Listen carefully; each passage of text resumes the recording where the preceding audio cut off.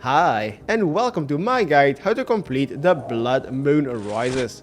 The quest requirements are a night at the theater and Sins of the Father. Stat requirements are 57 magic, 64 herblore and crafting, 66 mining and 70 fletching, 72 cooking and smithing, and 74 in slayer and woodcutting. The required items are a Blisterwood Flail, or if you've dropped it, 40,000 GP. And you'll also need to check in your bank or in your armor case in your POH that you have a Vyre Noble top, legs, and shoes. Grab them if you have them. If not, then you can get them during the quest. Also in your bank, make sure that you have a magic and ranged weapon switch available. For the recommendations is to have between 3 to 20 Enchanted Topaz rings.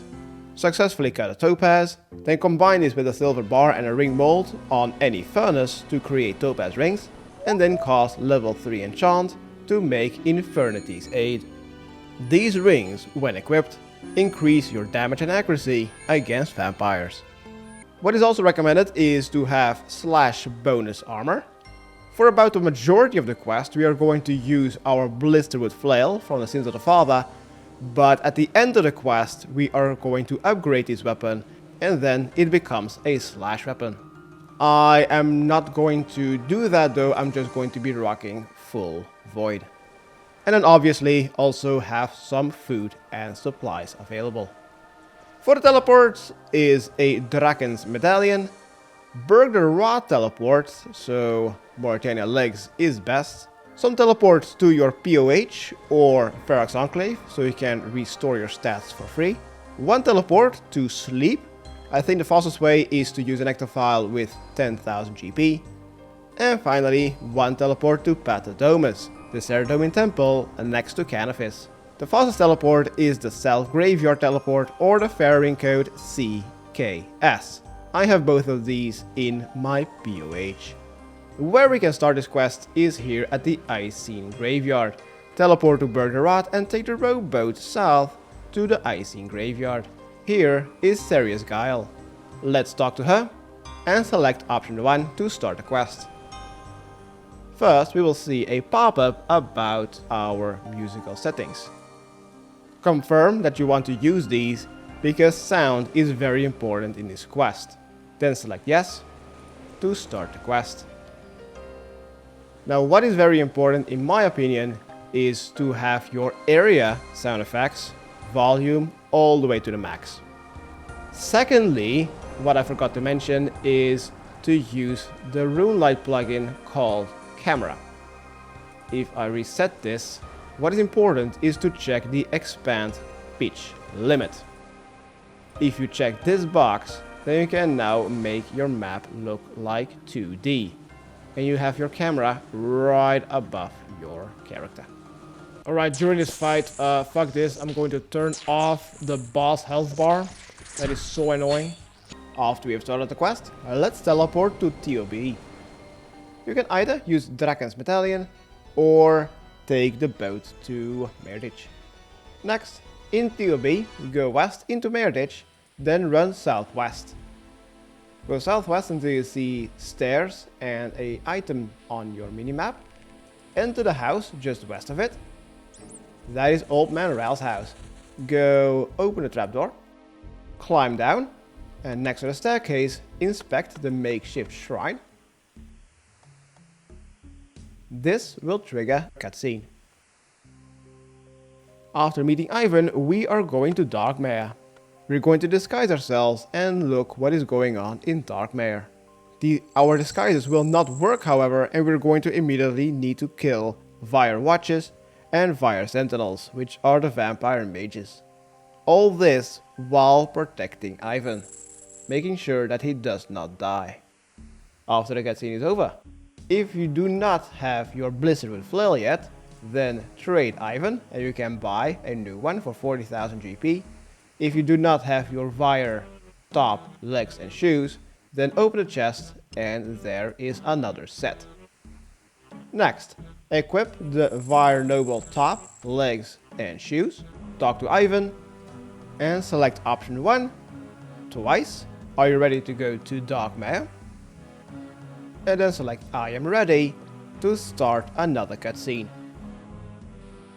In this cutscene, there's going to be a discussion about the future of vampires.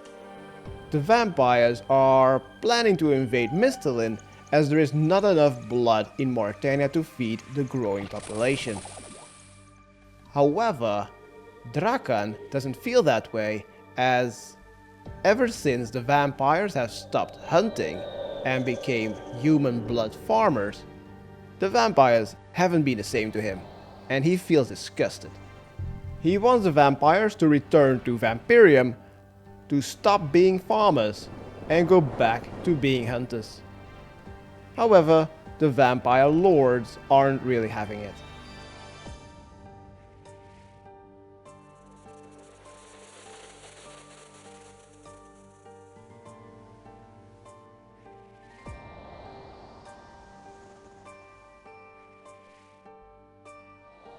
Our disguise did not work, and we're now going to need to fight Vyre Watches and Vyre Watch Sentinels, the mages of the vampires, all the while protecting Ivan. When Ivan gets low HP, he will call you out and you'll simply need to left click on him to heal him. The only thing that you need to do in this fight is to get aggro of everything that spawns. All the Vyre Watches and all the Sentinels. Make sure that Ivan takes no damage.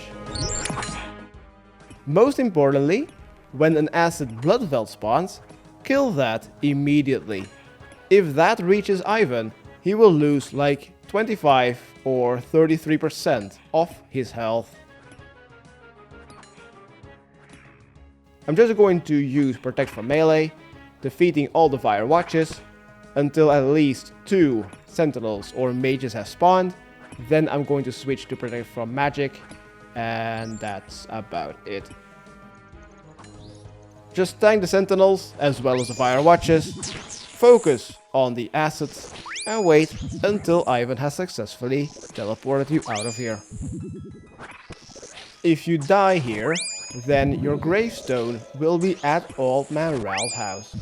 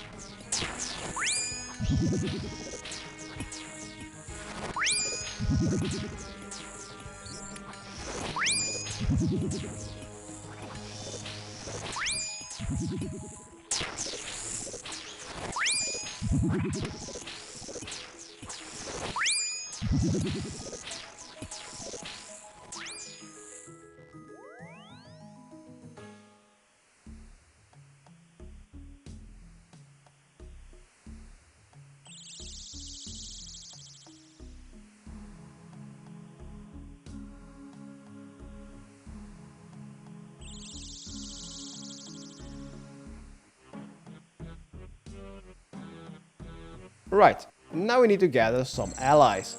Let's teleport to Slepe. You can either teleport using the Dragon's Medallion to TOB and then run north, or use your ectophail and take the boat just north, pay 10,000 GP and teleport to Slepe. Then go north.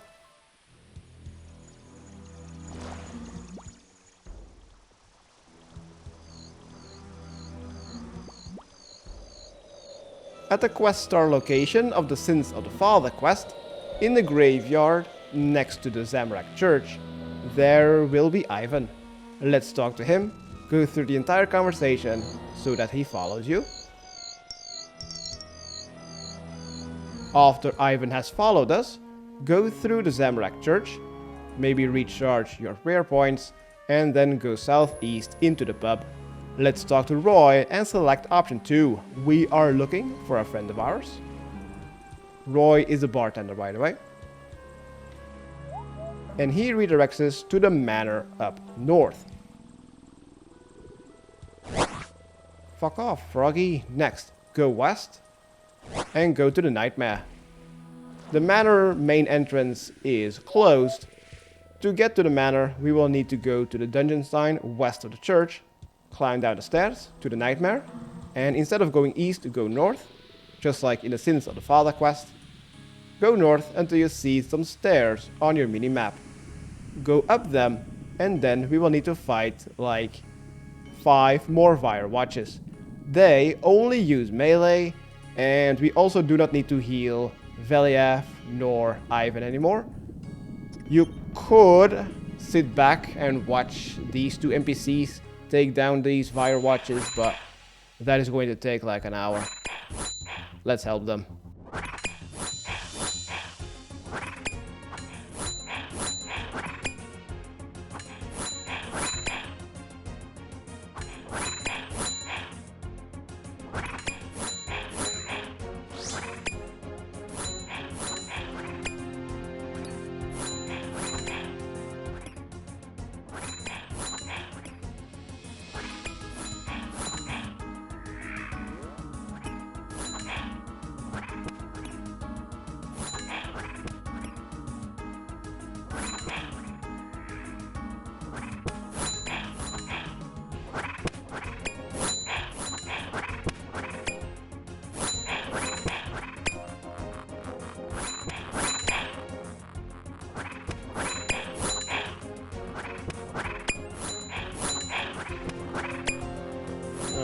Once you have defeated these Vyre watches, let's talk to Ivan or Veliath.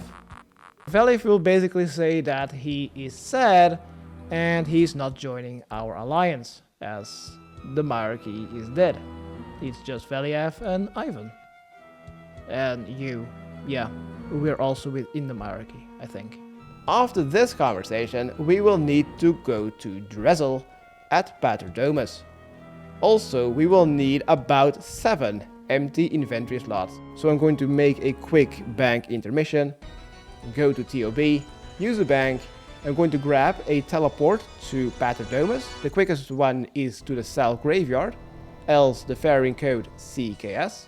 We no longer have a need for the Slepe teleport, so I'm going to bank the GP and the ectophail. What we also no longer have a need for are the Vyre Noble top, legs and shoes. You can bank them or store them in your POH.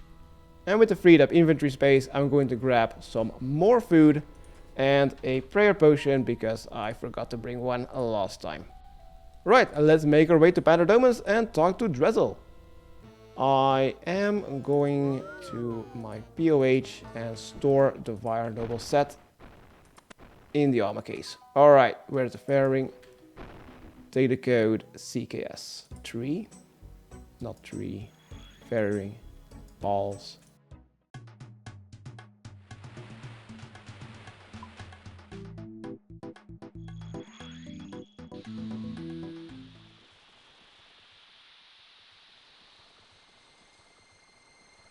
Right, let's go talk to Drizzle. He is also an NPC that is not a fan of this suicide mission of trying to save stuff alone.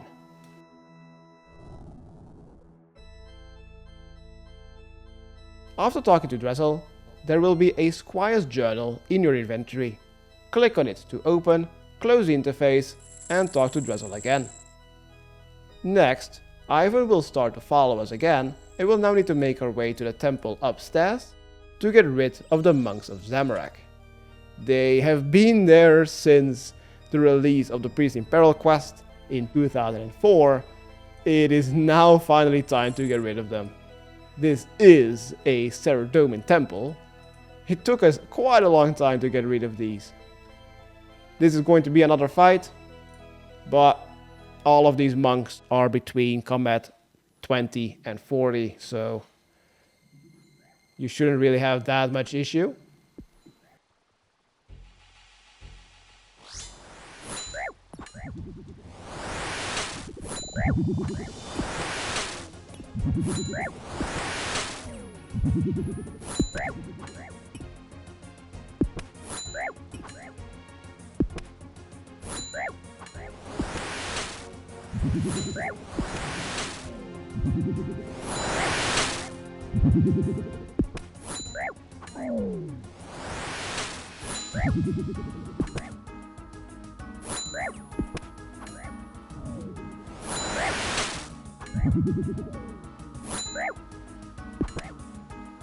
Alright, with the final monk down, let's recharge our prayer and go upstairs. Next, here, let's talk to Ivan again. What we now need are 7 empty inventory slots. I am going to quickly drop some food if you didn't have like 7 empty inventory slots. And next we need to search some bookcases. Search all of them, except for the most northeastern one. The southeastern bookcase, select option 3 to take both books. The southwestern one, take Pious Proceedings. Then north, search the northwestern one. Medallion to Mauritania, yes, take it. And then at the western wall, search this bookcase and take these both too. Next, let's go to the northwestern corner. There is an inspectable plinth. Don't expect it and just use the purple book on it. Pious Proceedings. Use that on the plinth. The plinth next to it is the green book, Life of Friar. Next is a red book, Scruffy. Use that on the next plinth. Next, south of the bookcase is the grey book, Medallion to Mauritania. Plinth next to it is the teal one, Charles' Journey. And then the final one is the brown book, Ascender Notes. Next, pick up your food and talk to Ivan. Ivan will give us Evanes's writings.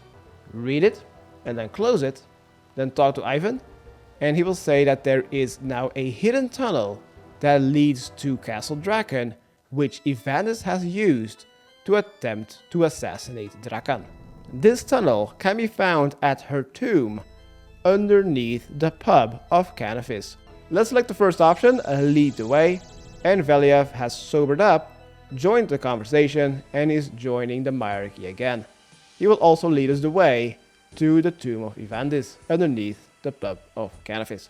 Here, let's drop or destroy the books. These are no longer needed. Let's go south and inspect the blockage, indicated with a door sign on the minimap. Ivan will laugh at you because we didn't bring a pickaxe. Talk to Ivan and he will give us a bronze pickaxe. Use this on the blockage and then enter the, how's it called, cave entrance. Here in the mines, let's go north. And northeast is another cave entrance. Once we go through it, we will need to fight more Vyre Watches and Vyre Watch Sentinels. Use Protect from Magic. In this fight, we do not need to heal Veliev nor Ivan. However, there will be blood orbs that spawn in this room. Just like at the final boss fight of the Sins of the Father quest. These 1x1 looking orbs are actually 3x3. So when you're luring the Vyre Watches into it, make sure that you take the long way around it. If you do not lure the Vyre Watches into the orb and let them stay, then the orbs will heal the Vyre Watches, and this fight will take forever. Prioritize the melee using Vyre Watches and use Protect for Magic. That seems to work best for me.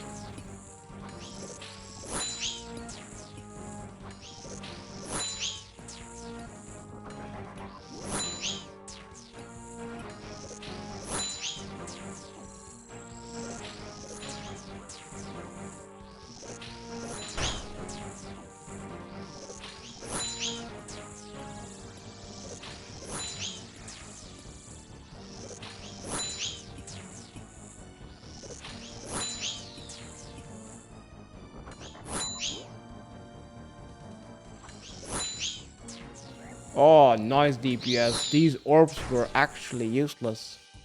Anyway, once the fight is over, let's talk to Ivan. These slaves here will be set free. They will be walking through the tunnel, making their way to Canifis, and fleeing to Misthalin to freedom. We no longer have a need for the pickaxe. Let's go north and enter the entry into the basement of Drakan's castle. Let's follow the basement to the western side and go up one of the two stairs.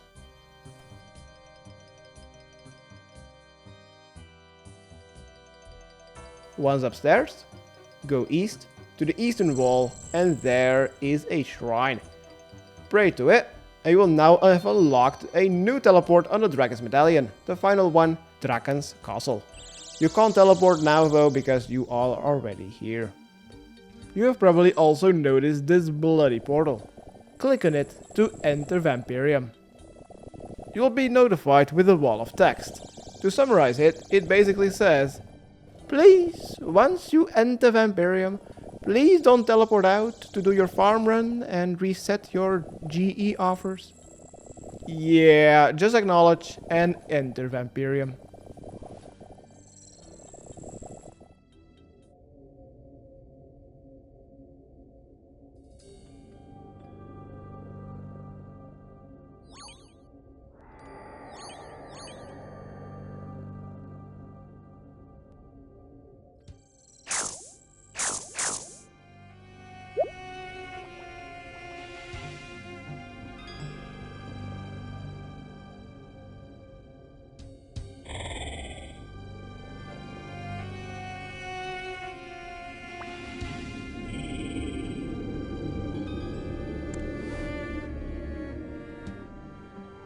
After the cutscene is over, let's go southeast, take the mysterious jerky off the table, and when you eat it, this is equivalent to a shark. Not even a shark, I think a manta ray. Anyway, let's go through the eastern door to the next room, the throne room. Inspect the throne, click to continue, and then the statues, the bust behind it, will have pull lever option available. Start counting from the north, pull the lever on the third bust, then the most southern one, the fourth one, then the most northern one, the first one, and then the second one as the final one. This will unlock the search option on the throne. Do so to get the first key. Let's enter the southern room and go to the southwestern corner, search the shelves for a small clock hand. On a table there's also a foul chunky potion. Take it, go back to the dining room, so go north and then west. This is a super restore potion dose. Go back to the door, and next to the door there's a fireplace and two grand clocks. Use a small clock hand on the western grandfather clock. Click to continue and then say yes to change the time. Turn the big hand left once so it is at 11 and the small hand 3 times so that it is at 9. Then close the interface and open the door north. The venators are gone. A little bit northeast there at the wall is a deposit box. Deposit chest and use it to bank any unnecessary items. For example, supplies. I am however going to heal up just a little bit since I am not taking any food here in the mansion. I am going to deposit the prayer potion, all of the monkfish and all of my Karam ones, my Berk the Rot teleport. The only thing that I'm keeping are the Blisterwood Flail, my gear and the Topaz rings. What I'm also keeping is the Drakan's medallion, so I don't need to get it from the bank after we're done here and we are back at the Mariki hideout. Going to the bank in Bury the Rot will take like 15 seconds. Alright, with a cleared up inventory, let's go southwest and go through the southwestern door. Do not step on the bloody floor tiles. They are traps. Go west. Go through the western door. Here is a mosquito, level 109 with 10 HP. Kill this as fast as possible, as it has a chance to deal bleed damage to you. In this room, go north and search the northern crate. In there is a tinderbox. Then go upstairs. At the northern wall, there is a barrel. Pick it up. Search the crate next to the door to find some more manta ray. And next to the crate, there is a door. Open it. Search the crate next to the table to find the first emblem out of 3. Next, exit this room. Go east. Again, avoid the bloody floor tiles. Avoid these traps. And open the northern door behind them. Then, go north. And enter the northwestern door.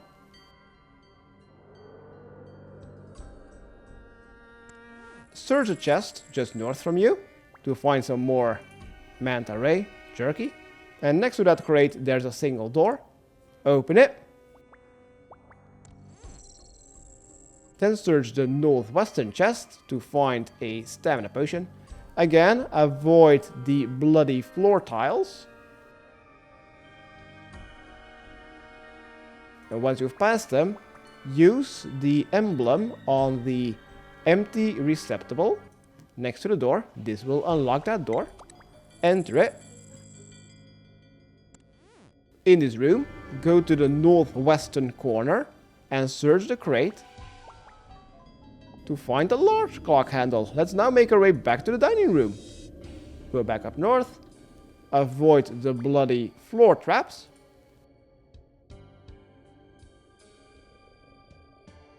Enter the door south.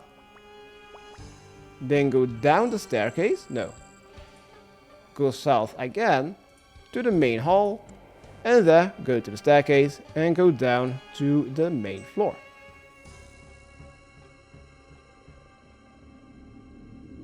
And at the main floor, go to the southeastern door. And here is the dining room. Let's use this on the eastern giant clock. Click to continue. Do not touch the big hand, it needs to remain at 12. We will need to turn the small hand so it is at number 4. This will automatically close the interface. Search the fireplace next to the grandfather clocks. Select option 2 to search it to find emblem number 2. Next, we will now need to go back to where we have found that big clock handle. So exit, go up the stairs.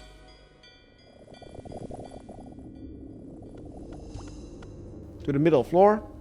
Open the northwestern or the northeastern door. Then go through the middle door north. Pass the bloody floor traps. And enter the first room in this corridor.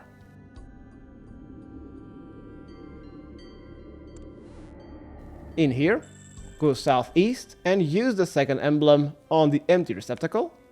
Then enter this room. In the southeastern corner, there's a crack on the wall. Use your explosive barrel on it. Together with the tinderbox in your inventory, this will create a hole in the wall. Turn on Protect from Missiles. Also, turn off your Auto Retaliate. Go through the hole in the wall. Go north to the door next to it.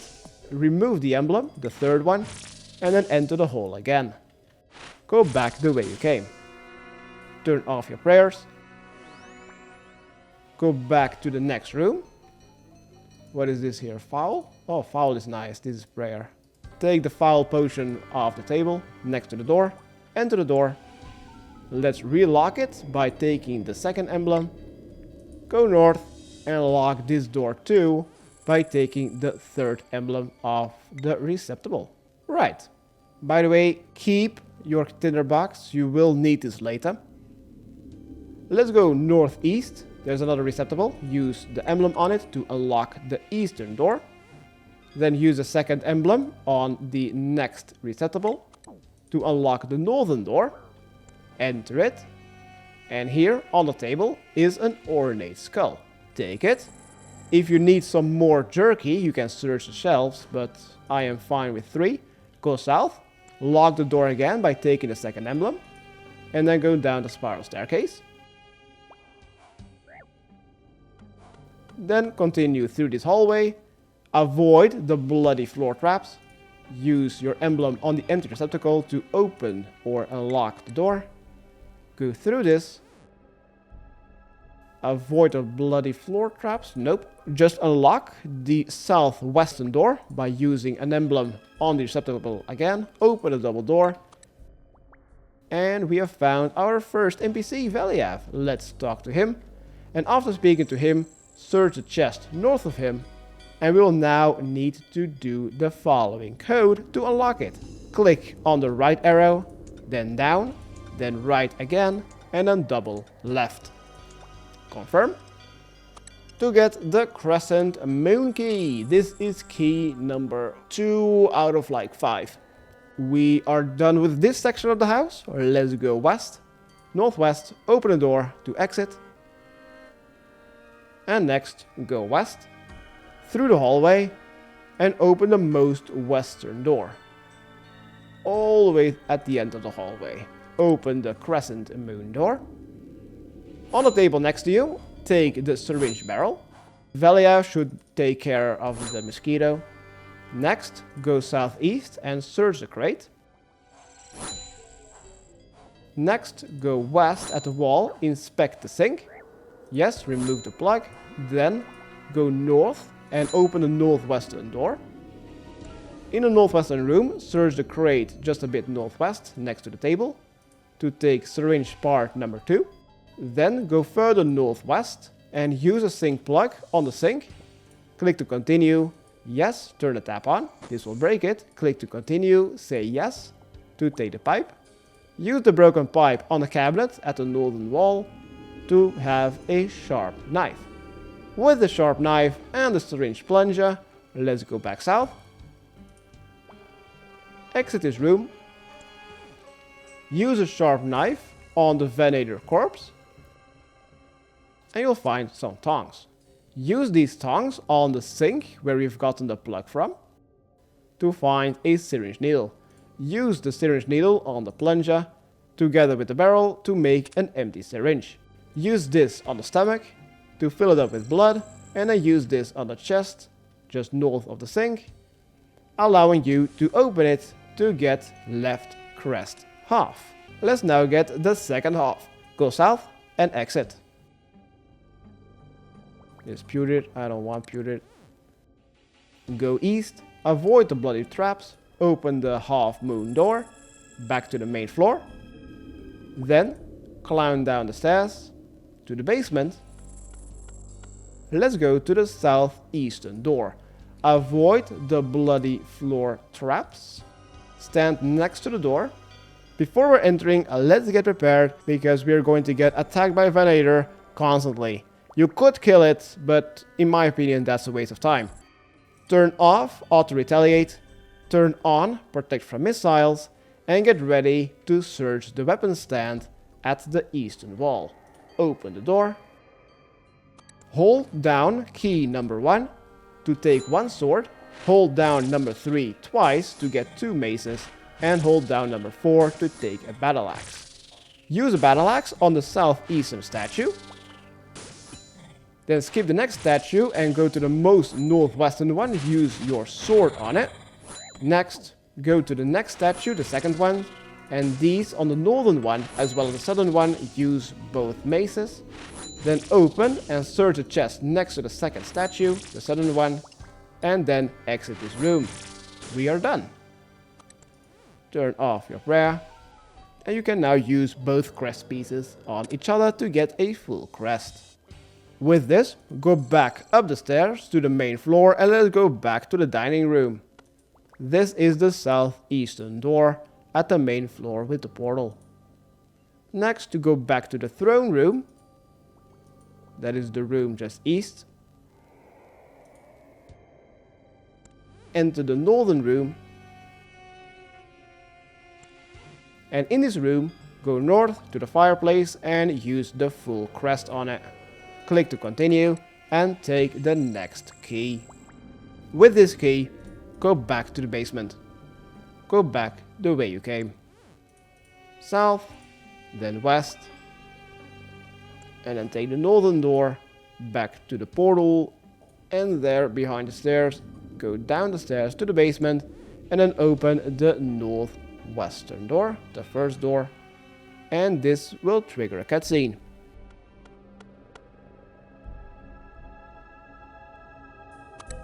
We have now found Cephalon as well as Veniscula.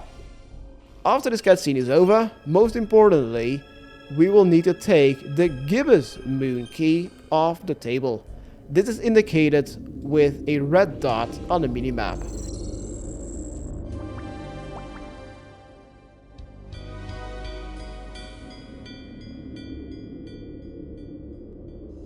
Take that key, and with the Gibbous Moon Key, exit the prison and go back upstairs.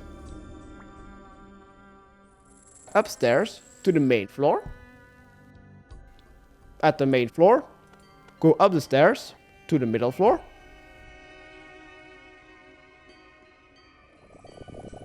And then go to the southeastern room. Open the Gibbous Moon door, southeast of the middle floor. Then exit this empty room east. Next, open the southern door.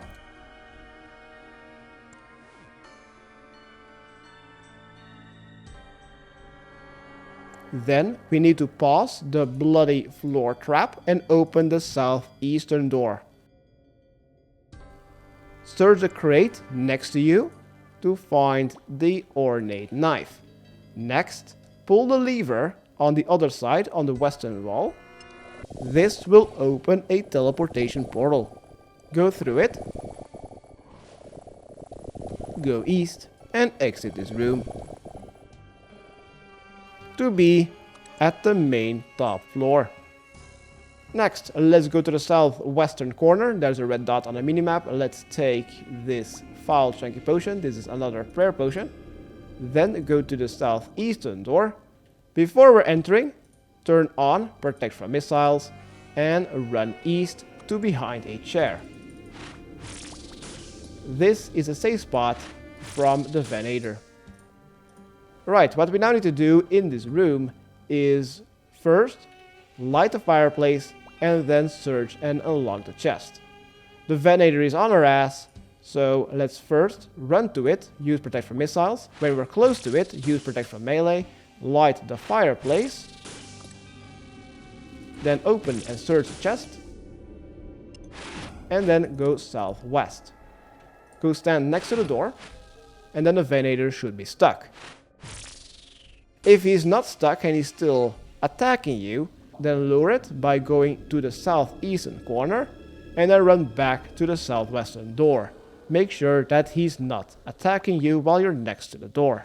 Let's enter the door and we'll see this box. We will need to use the code SPEAR. S-P-E-A-R.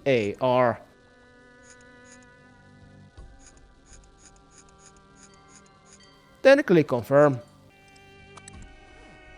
Search the southwestern bookcase to find a book. Open it to find fancy gem number 1. Next, let's open the lockbox. And in the first column, there need to be 6 dots. The second column, it looks mathematical like the all sign, or it also looks like a 3 or the capital M put on its side. And for the final column, we need 4 dots that kind of look like a sparkle or fireworks, small fireworks.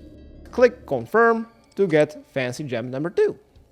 Let's turn on Protect from Missiles again and go back behind the chair. That is a safe spot from the Venator. Right here, continue Protect from Missiles, and next to you there's a mounted head. Use both gems on it. Then click to continue and say yes to get our third ornate item. With this, exit.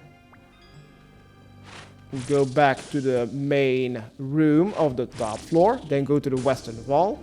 Use the ornate skull on the display, as well as the ornate dagger and the ornate hourglass. Click to continue, say yes to get another key. Next, go back down the stairs, and it is now time to fight an actual Venator and not just run away from it. Open the northwestern door of the middle floor. Again. Next, go west and open a gilded door. Ignore the mosquitoes. Before we're entering the northwestern door, prepare to fight a Venator. Turn on Protect from Missiles, drink from a prayer potion, and defeat the Venator. Use Protect from Missiles when you are standing away from it, and use Protect from Melee when you are in melee distance. The Venator has one special attack, which is a Screech. Once it does that, turn off your overhead prayer. Else you will take some damage. Once the Screech is over, you can turn on your overhead again.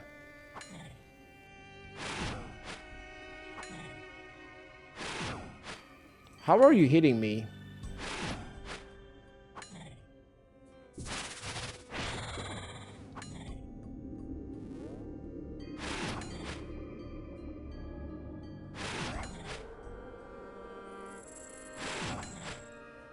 After the Venator is defeated, let's talk to Ivan. Why are you hitting a 0? Alright, talk to Ivan. And what we now need to do is search 2 bookcases. The first one is next to the door, the southeastern bookcase. Then the second one is north at the northern wall, search that bookcase. First, open the vampire book, the red one. And we now need to either memorize or take a screenshot of the order of these symbols in this book. Or you can simply watch the picture that I have up on the screen. Once you've memorized it, use the gilded book on the western bookcase. Say yes. Drag the book with the dot and the circle on top of it to the most left side. The second book is the circle with a vertical line in it. The third book kind of looks like a chair and then something on it. Fourth is kind of like a river Chinese character with a horizontal slash through it. Then the fifth symbol reminds me of the leather kanji in Japanese, but also could be like a beetle. The sixth symbol looks like an evergreen tree. Click to continue. Go south. There is another bookcase. Behind it, enter the passageway. And in here, off the table, take the full moon key. Maybe take some more jerky if you want to. Go back through the passageway. Then go back east twice. Just ignore these mosquitoes and go back to the middle floor, main room.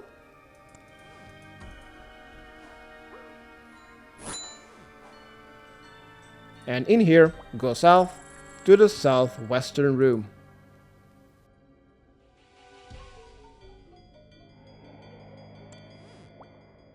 In here, hug the southern wall, then go west, avoid the bloody floor traps, and in this room, go open the new moon door. Here, northeast, there's a lever on the wall. This will open another portal. Go through it.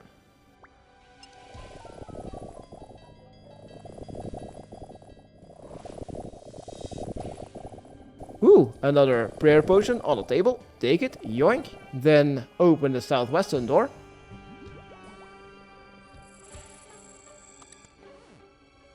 Let's go to the northwestern corner. There are some shelves. Click on it. Select option 1. Continue. 2. Continue. 3. Continue. And then 4. Continue. Then go south.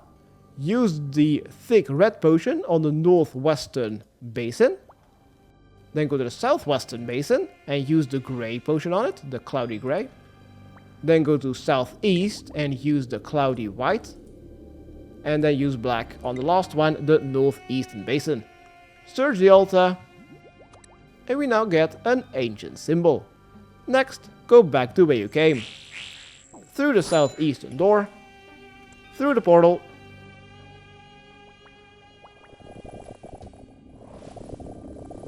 and then go south. Next, let's go east, and go east 3 rooms. Pass the bloody floor traps. Open the eastern gibbous moon. Ignore this room is empty. Go east 1 more time. Until we are in the room above the throne room. Again, by the way. Next, go north and open the full moon door. Here, search the chest north. Take the shield and exit. Just ignore the mosquitoes. I just got bled. Anyway, use this ancient shield on the ancient symbol. And go west. Go north. Go through the northern door. Back to the middle floor.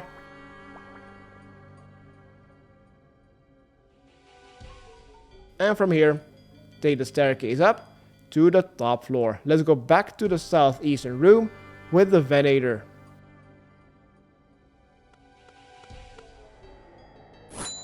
So, let's turn on Protect from Missiles, enter the southeastern room. Then open the double door southeast. No. Don't inspect the banner, open the door. Next, go south. Use the ancient symbol shield on the empty mount. Click to continue, say yes to take the solid key. With this, go back to the Venator. Exit, go back to the main room of the top floor.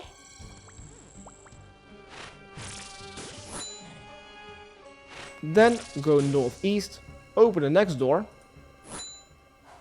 And next to you there's now a solid door. Enter that one.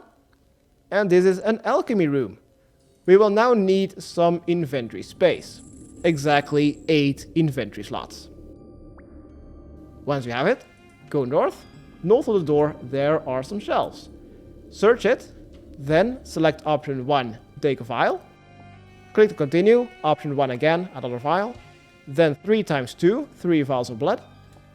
Then 3 times 3 for 3 pieces of pure essence. Next, go to the center of the room and north is the refiner. On it, we will need to use a vial of blood and a pure essence. Then do that again, vial of blood and pure essence. Next, do blood, but this time combine it with a vial of water. And finally, another vial of water with pure essence. With these 4 potions, go north and use these on the basin north of the room. All 4 of them, and that will unlock the northeastern door. Enter it, and there's a stockpile of Sophalan's blood that Drakan has been collecting. Destroy it, so he no longer has a way to make more bloody portals, making him stuck here in Vampirium. Once we have gotten Sophalan out of here. It is never this easy though. Drakan will now be kind of pissed off. He usually likes to toy with his prey, as giving prey hope will make their blood taste more yummy and sweet. But now he's kinda getting pissed off. He will start to hunt us down. It's time for us to go.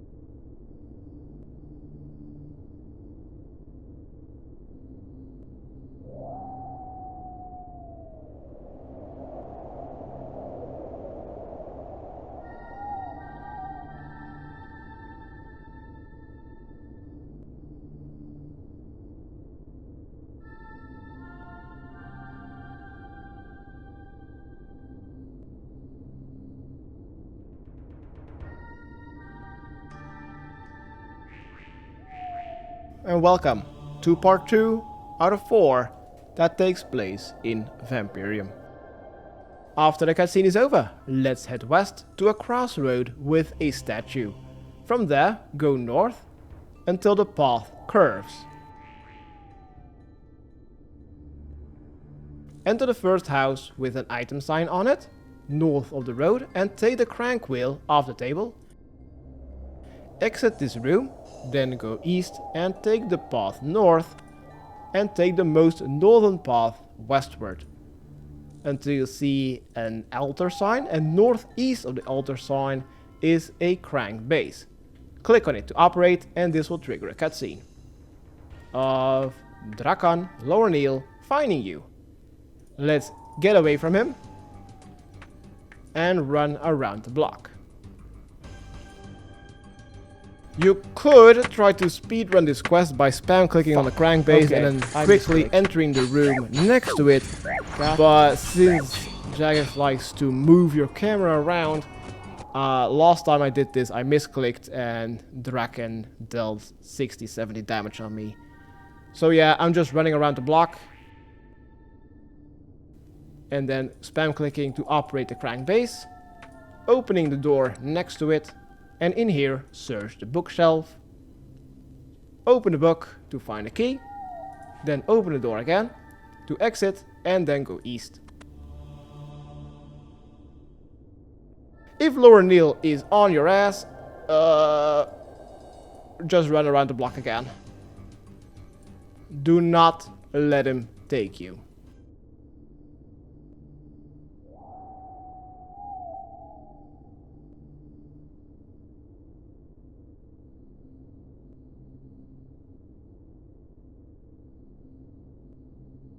Alright, let's enter the most eastern house of the northern road and open the Vyre door.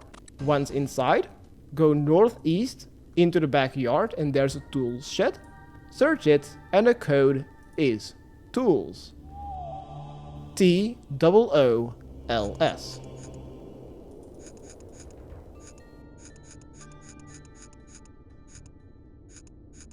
Click to confirm.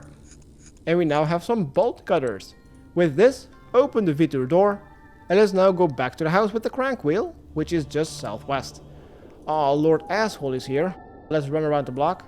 We now need to go to the house next to where the crank wheel was. The second building also has a red dot in it. That is a key half. So the middle row of houses, open the second door from the east, open the Vyre door, and take the key half off the table.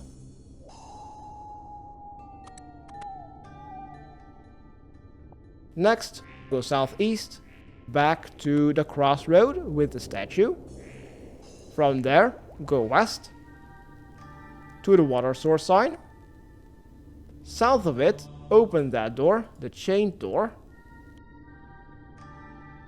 Then take the loop half key off the table. Combine the two keys to make Murmel key. Open the door, then go back to the water source sign and open the door just next to it, the Murmel door, and take the bucket off the table. Destroy these bats, these mosquitoes. They are really annoying.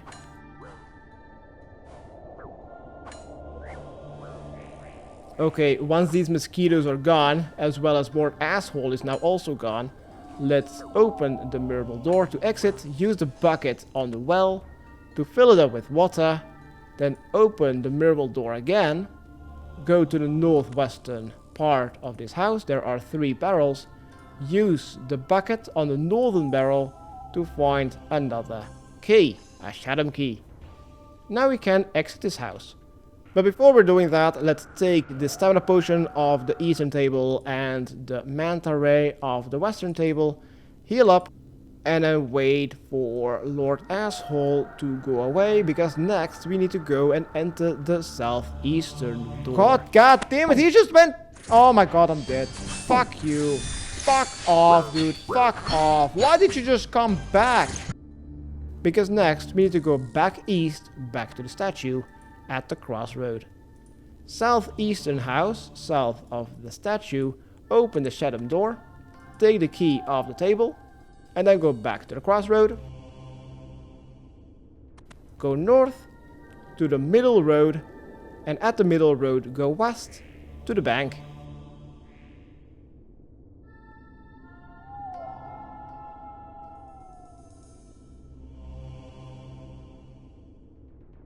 At the bank, enter it, and next to the door there's another crank base. Spam click on it to unlock the gate.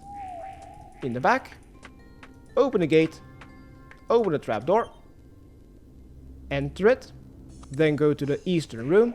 There's a chest, and now we need to enter the numbers 35158.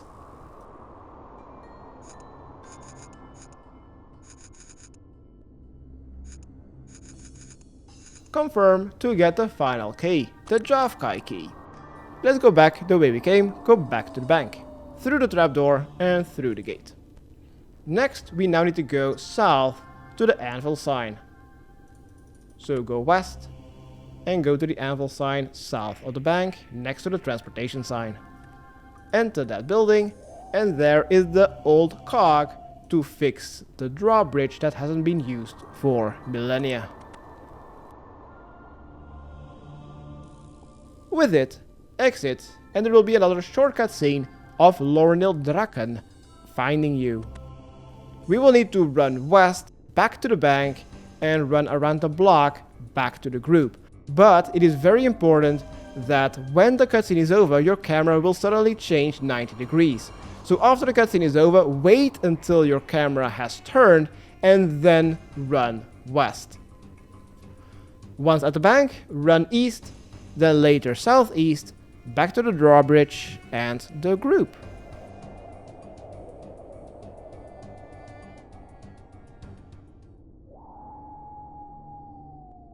Back at the group. First, let's talk to Ivan and select the second option. Could I have those supplies you found? To open this interface. Next, close it, because we don't really need them right now. First, what I want to do is use the old cog on the drawbridge mechanism. This will trigger another cutscene of you lowering the drawbridge, and after this cutscene is over, we will now need to start fighting Drakan for the first time. We will need to lower his HP from 100% down to 85%. But since I didn't take any supplies, after the cutscene is over, I am immediately going to right click on Ivan/Safalan and quick leave from this boss fight. I first want to end this cutscene before we are going to resupply. Doing this, we will have some more inventory space for more supplies, as all the items from the second section will be deleted from our inventory. So all of these keys and stuff will be removed.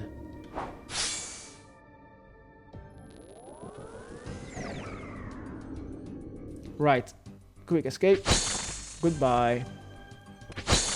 Right, we can drop our bucket as well as our tinderbox. So let's right click and take supplies. The first one is a stamina potion. These are no longer necessary for the remainder of the quest. The pink ones are super restores. The yellow ones are Paterdomus brews, but the downside is not severe at all. Every time you drink one, your attack levels will be drained by 1, while a regular Paterdomus brew will drain it by like 10%. The green potion is a super combat potion. The mysterious jerky is a manta ray. The smelly kebabs are karamba ones. And the final one, the jar of congealed blood, fully restores your HP, prayer and run energy instantly.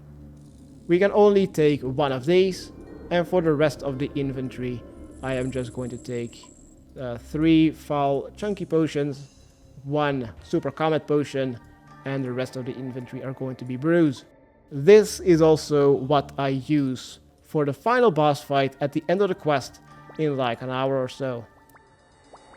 Right, let's now go over what is going to happen when we go through the Darkwood trees just north.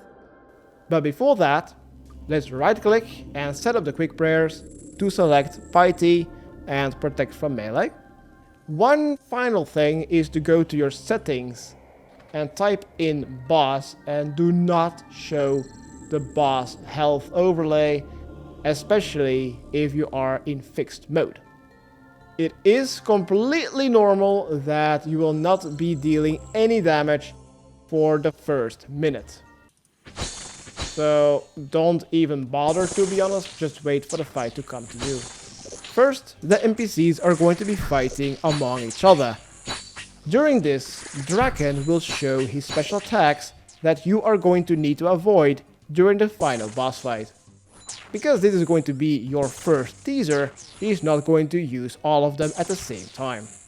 First, what I want you to do is use Protect from Melee and have your camera faced to your back, while having some space behind you.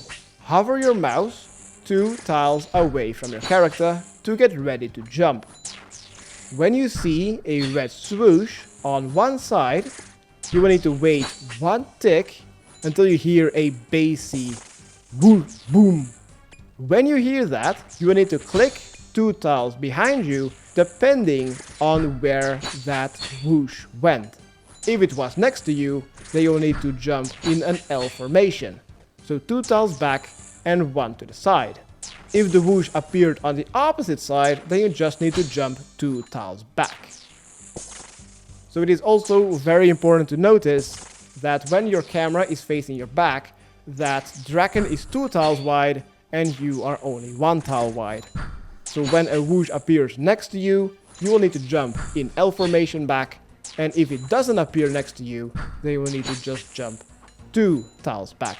And do this for every single whoosh. The second special attack is when he uses a magical dart coming from behind him. You could also name it a magical fart. When you see this, you will need to use Protect from Magic until you see a damaged splat on your character, and then turn on Protect from Melee again. And that is it for now.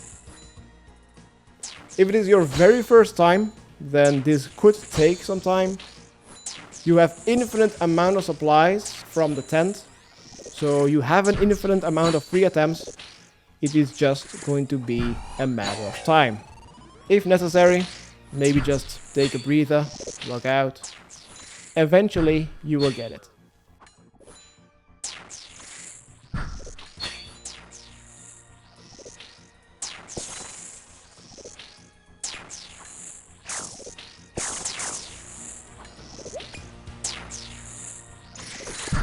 When you have reduced his HP by 15% or dealt about 450 damage, the first tutorial is now over and we're going to run into the woods fleeing from Drakan.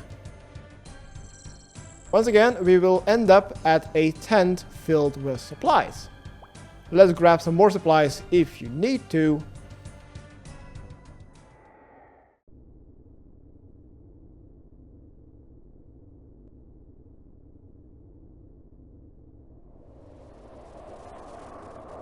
At the supply tent, let's restore both our prayer and hit points back to the max. Since my stats are still boosted, instead of brewing to over 99 HP, I think I'm just gonna grab a Manta Ray instead. Also, remove the ticks from your inventory, they cause bleed damage. Get your stats completely full again, and let's get going. I'm going to again take 3 potions and a full inventory of brews. Right, remove the tick and let's go west. Go through the woods, and the first antagonist are ancient feral vampires. Use your quick prayers to turn on piety and protect from melee, and focus on 1 feral vampire at a time. They will occasionally swap places. Just focus on the one that you have been damaging.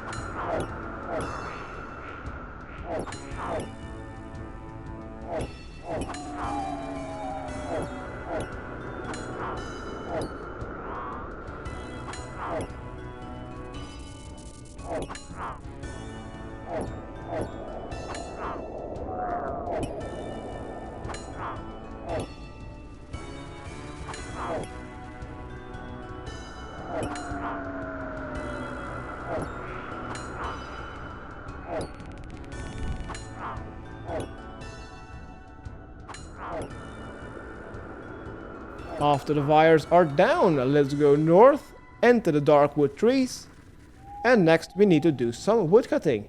Let's free up one inventory slot, let's take the axe off the stump. Watch out for the odd tree with the bloody branches, as when you're standing next to it, it will deal damage to you. North of that odd tree are two Darkwood trees. Chop down the eastern one from both the southern and the eastern side. Then stand on the southern side and jump from south to north. Chop the northeastern tree, do the same thing from the south side and east side. And once it is chopped from both sides, climb over. And now go east. Ignore the first tree, keep going east until you see an odd tree. Chop the Darkwood tree next to it from the southern side, then go stand on the eastern side of the tree next to the odd tree. Yes, you will take damage. Just chop it from the eastern side, then go back to the southern side and jump over it. Next, go northwest. Chop the next tree from the western and the southern side, and then jump from west to east. Next, go to the next tree again, chop from south and west, then jump from west to east. Next, chop the next tree from south and west, then jump from west to east. Chop from south, the next tree, then go back the way you came, then jump from south to north, and chop west. Then jump from west to east, chop from south, the next tree, then go back the way you came, climb over the stump, climb over the other stump too, then go to the western side, jump across, then jump north, chop from the western side, climb over the stump, and this is room number 2 completed. In this room, let's first turn off our run energy, and we now need to pass these blind beasts. We may not get close to them while having your run energy turned off. Do not stand within 2 tiles close to them. Avoid the 3 bears until you can enter the next room. If you get hurt by these blind beasts, then they will deal massive damage to you and stun you too.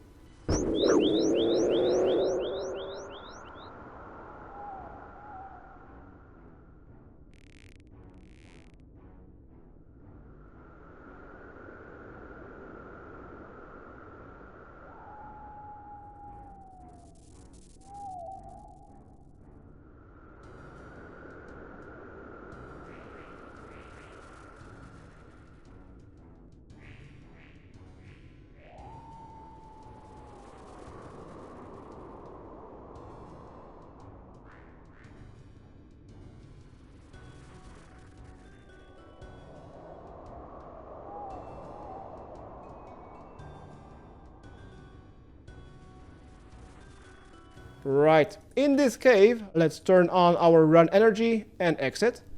Let's drop the axe, and in the next room, west, there are some spikes. Take them. No, spines. Take them. And now, Nilicus will spawn.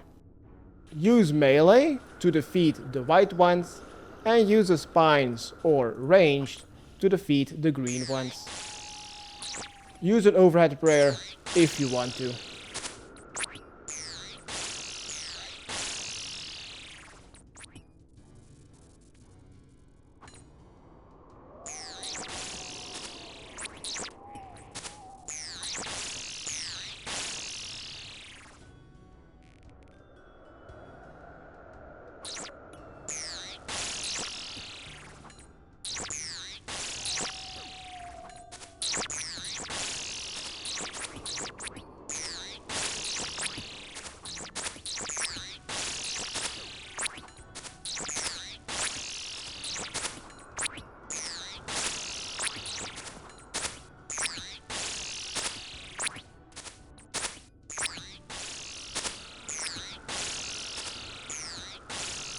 Alright, with the Nihilacus room done, let's go and enter the woods to go to the next room. The final room. And in here, we need to wrangle 3 snakes. So let's destroy and get 3 empty inventory slots. And now we just need to be a little bit patient. Go stand behind a blood serpent until it stands still and that you're standing behind it. Then wrangle it. And do this 2 more times. Get rid of the ticks. There's 1 in the center, 1 northeast, and 1 southwest. Balls. The snake must not be diagonal. Just be patient until the snake moves. If the snake is not moving, then just take 5 damage to the face. It will phase you, and then you can take it from the back. With the 3 snakes, use 1 on each other, then go southeast and use the serpent rope on the long branch tree. Click to swing across, and then enter the Darkwood trees to start another cutscene. And you've now completed the 3rd section out of 4 that takes place in Vampirium. In this cutscene, Safalan's mother escaped from Drakan and came to help you. Us coming to Vampirium forced their hand early. Now they want us out of Vampirium by creating a new portal. Drakan has been able to come and go from Vampirium to Gillinor by using Safalan's mother's blood. So now we're using the same blood to create a new portal so we can get out of Vampirium safely with Safalan's mother and Safalan himself. We have now kind of also lured Drakan to this hidden castle, and he's now going to attack this castle. So in the castle we are going to need to do some chores as well as defend it, as Drakan is going to force his way inside.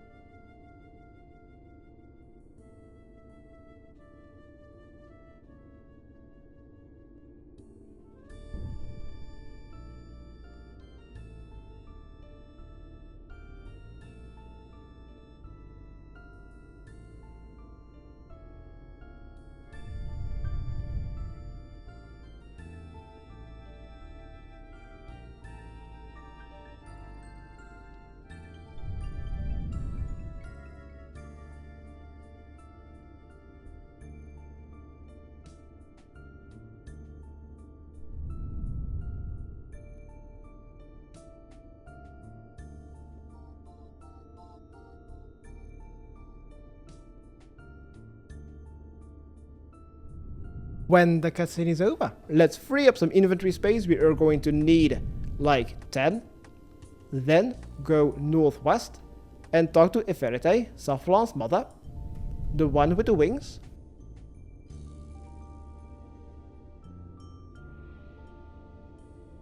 She will ask us to make a stew for Safalan. Let's go north and exit the castle.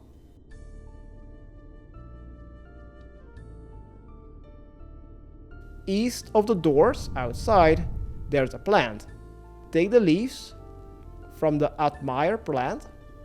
Take the leaves of the Amitire plant. Then re-enter the castle. Return to Safalan's mother on the western side. And south of her is the kitchen.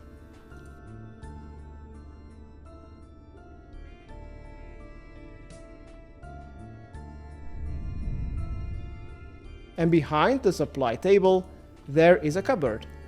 Select option 1 to take a potato, click continue, and select option 2 to take a meat.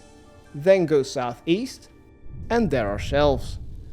Take the bowl off the shelves, then use the bowl on the sink to fill it with water, then use the bowl of water on the potato, then use the raw meat on the cooking range, select option 2, then use the incomplete stew on the cooked meat, use the uncooked stew on the range, then use the leaves on the stew, go north and use this on Safalan. make sure that you use it on Safalan and not his bed. I'm just saying. After this conversation, we are done with the western side of the castle, and we now need to go to the eastern side to get some new weapons made. Also, we will get some hollowed marks in our inventory. These are going to be needed to make a new flail. Right, let's go east to the armory. In there, there's Ivan. Let's talk to him. He, as well as Sare, will want us to make some Blisterwood stakes. This is a ranged alternative to fight vampires with. After the conversation is over, next to Ivan, search the chest for diamond enchant tablet. Across the room, search the chest for a diamond. Then go northeast, search the crate for another blessed silver sickle. Then search the workbench next to you. Select option 1 for a hammer, continue 2 for a chisel, and then continue 3 for the knife.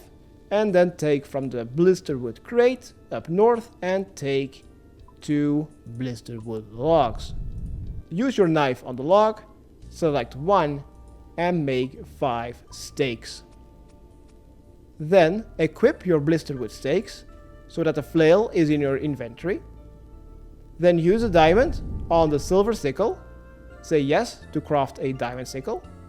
Then use the tablet, diamond enchant, on the sickle to enchant it. Then use the Blisterwood log on the sickle.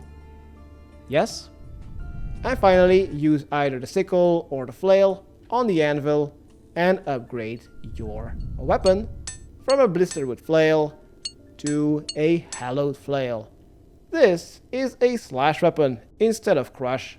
Also, it attacks faster compared to the other flails that we had before. Let's equip it and go south. Let's now go back to the main vampire in the main room south. There are 2 staircases next to him, spiral ones. Go downstairs, then go north and talk to Veliav. After speaking to Veliav, let's talk to Venuskala Draken, who's being held captive. She has been found out that she has been stealing Dayald Essence.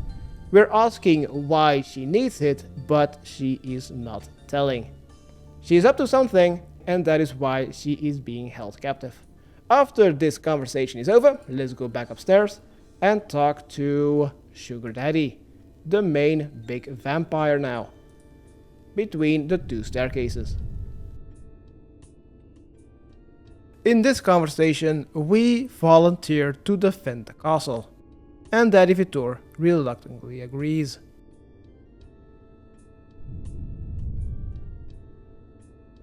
Let's go back to the kitchen, to the supply table, and grab some supplies. Let's drop the tools, no longer needed. I am not going to use Blisterwood stakes, and I'm not going to use a Blisterwood sickle. I'm going to drop all of them. Take any supplies that you want. During the castle defense phase, you will need some healing items, but not that many. When you think you are ready, exit the castle, and that will trigger another cutscene.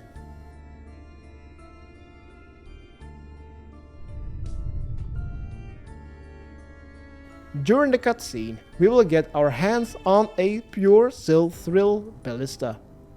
With this weapon, we need to down 40 portals that are floating above the river. Not sure if it is a river or a moat, to be honest. We need to down these as fast as possible. Do this until the timer runs out and we are forced back into the castle.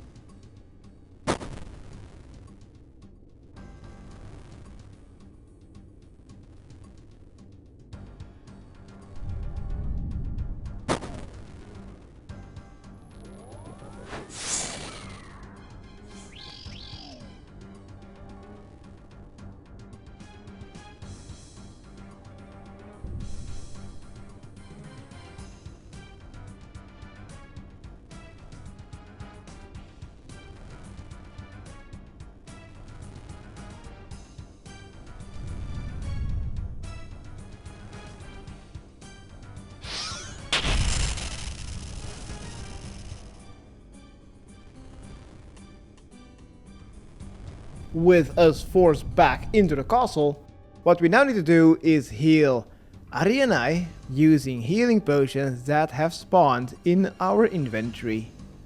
Also, we need to fix the pillars and windows.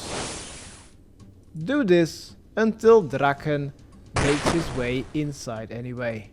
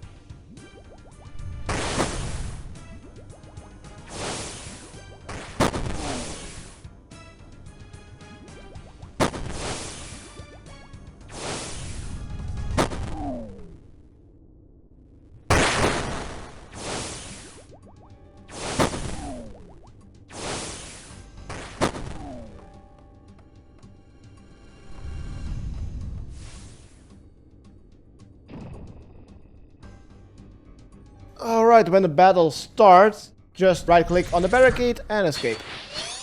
Let's go to the kitchen. And let's take it easy, take a breather, and take some supplies. Restore our HP and prayer fully. Let's equip another ring. Overheal using the brew. Restore. Super combat. Take supplies. And I'm gonna take, as always, 3 super restores. 1 jar that fully restores your HP and prayer. And then a full inventory of brews. When you think you're ready, go back to the barricade and go through. Same as before, when the fight starts, move away and wait until the fight comes to you. For the changes that has been made, the magical dart or magical fart attack has been removed. So you don't even need to have your prayer book open at all. Just use Piety and Protect from melee during the whole duration of this second fight. This special attack has been replaced, however, with a spear lunge attack. When you see him holding his spear by his side, looking like he's getting ready to stab you in the face with it, then immediately click to move beside him. The second change has to do with the red swoosh attack.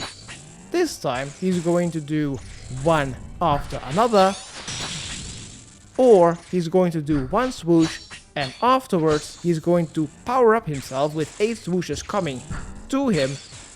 That means you will need to either jump 2 more tiles backwards or immediately click on him to get into melee range. As always, keep your camera facing your butthole and always have your mouse hovered 2 tiles behind you. Get ready to jump away from the swooshes, but only when you hear the bassy boom area sound. When you hear that, immediately click 2 tiles behind you. Which of the 2 tiles behind you that you need to click depends on where the swoosh appears. Notice how Drakan is 2 tiles wide while you are only 1 tile wide. This means that swooshes can appear either next to you or not next to you. When they appear next to you, you will need to move 2 tiles back and then 1 to the side, so an L movement. If it appears on the opposite side of you, then you just need to move 2 tiles back. So you will need to pay attention to where these 2 swooshes appear. If they both appear on your side, you will need to make an L movement and then 2 back. If they both appear on the opposite side, you just need to make 2 movement backwards. If they alternate, then you will also need to alternate your jumps. It is completely fine for you to make mistakes. If you die, you will just spawn back into the castle next to the supply table. On my first run, this took me many attempts, like a dozen. It does not matter how many attempts it takes you. You have an infinite amount of supplies. You will get this eventually. Until you eventually reduces his HP down to 59%, which is when the portal is constructed. We go all through it, including Drakan, and we can continue our quest in Gillinor.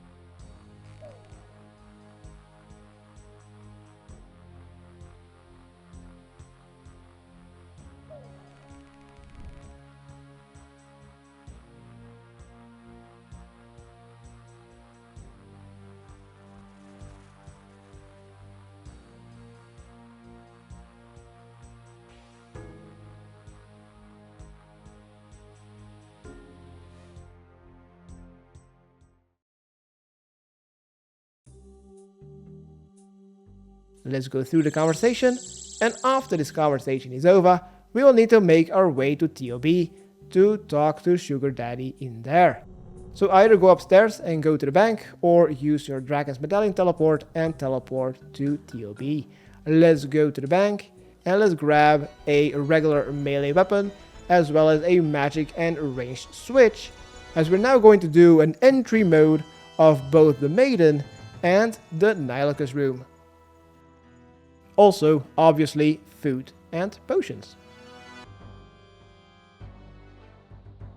Right, to appeal to the newbies of noobs, my mage switch is going to be Fire Strike, so I don't need to switch, I can just cast from the spellbook directly. My range switch is going to be the Range Helm and the Blowpipe, and for melee I'm just going to use the Blisterwood Flail. You can use anything better that you have. Maybe I should probably get a whip instead of the flail. Now before I am going into TOB, I'm going to quickly restore my stats at Ferox Enclave.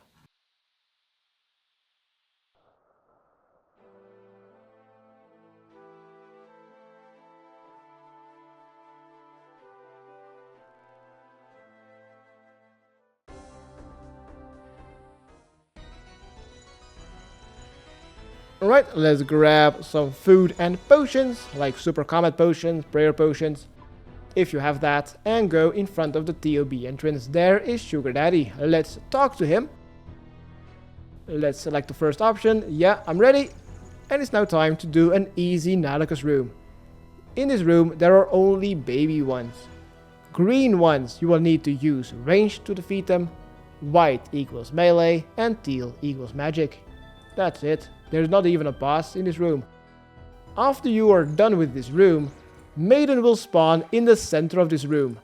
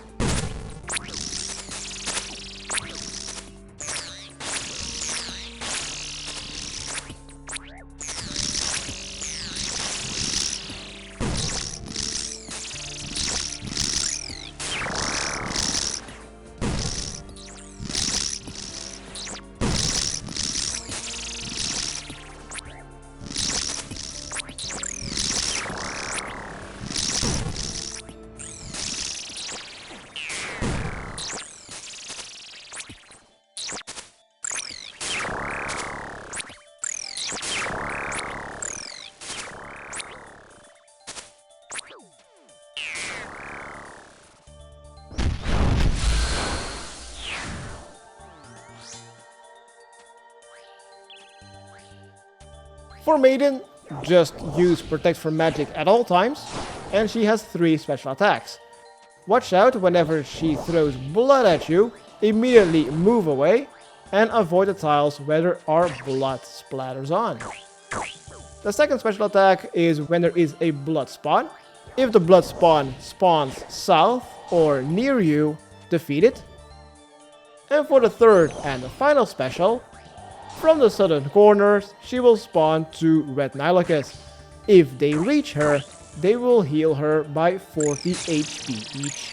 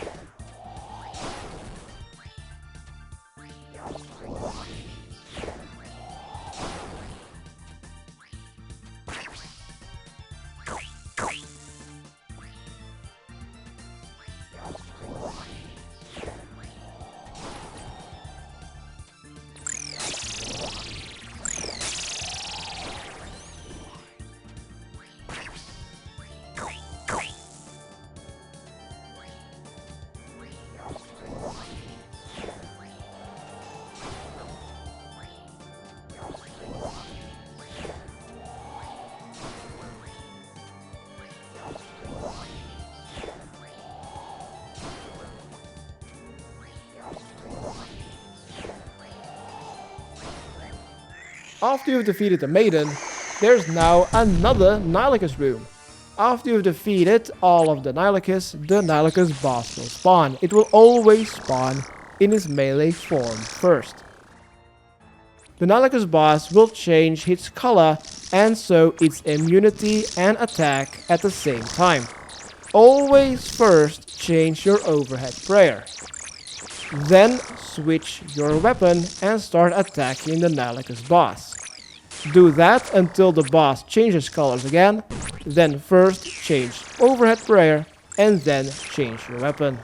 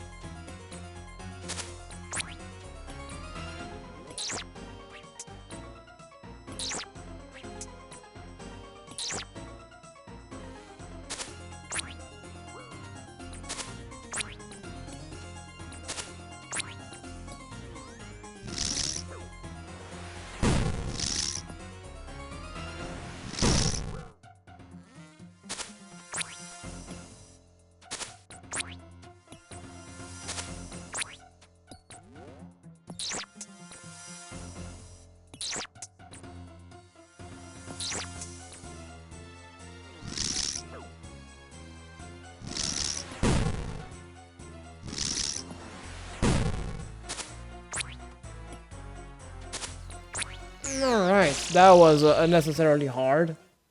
After you've defeated the Nihlocus boss, the Nihlocus Queen will now be an ally.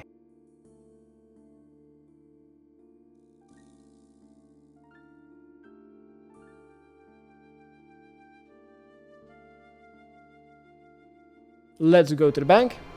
Let's teleport to our POH or Ferox Enclave to restore our stats. And also bring our Mauritania legs or any other Berg the Rot teleport.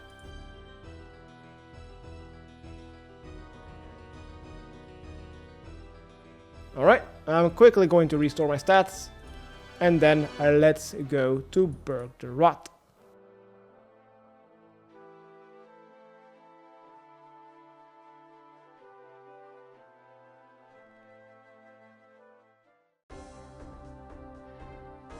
Here at Berg the Rot, let's go to the bank and let's deposit everything, because from this point onward we only will need our Hallowed Flail. Let's bring our best in slot gear for the Hallowed Flail and deposit everything else.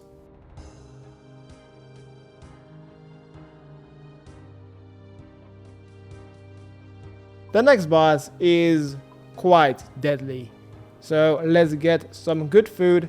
Let's get another Infernity's 8 red topaz ring. I'm going to be rocking melee void again with the Hallowed Flail, and for the inventory, prayer potions, an additional topaz ring and a full inventory of good food. When you think you are ready, let's go east and go to the furnace. From the furnace, go northeast to the river and follow the eastern riverbank north. In the corner there will be 2 NPCs, talk to Ivan and Veliav. By doing so, you will gain access into the entry next to them.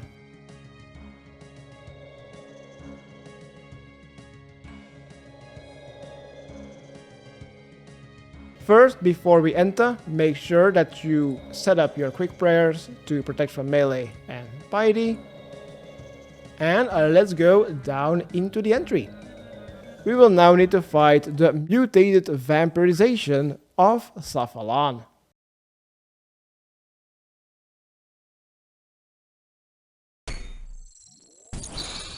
Avoid standing next to walls and on blood pools. The boss will always do 2 pushback attacks, and afterwards he will screech like a Venator. Use protect from melee against the pushbacks and turn off your overhead when he screeches. Also pay attention from what side or what hand he is punching you with. Notice that before he screeches, he's going to turn to the closest direction. North, east, south, or west. Before he screeches, turn off your overhead prayer. Then, for the first half of the battle, every 2 screeches he does, he will then do a graveler earthquake attack on only one side of him. I'm going to call this the stomp attack or the Hulk smash attack. When he is going to stomp, smash, or earthquake, you will need to stand on the opposite side of the previous 2 punches he hit you with. So for example, if he has hit you with his right fist twice, then after he screeches, then you will need to be on his left side before he's done screeching. Because he punched you with his right fist, he's going to earthquake on the right side. And then the mechanics just repeat. Punch, punch, screech. Then punch, punch, screech, stomp.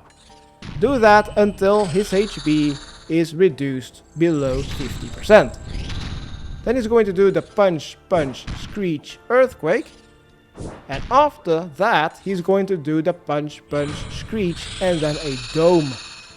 Whenever the second screech is done and you are surrounded by pools of blood, stand next to the pool of blood immediately and get ready to cross it. Crossing the pools of blood is a necessity if you don't want to die.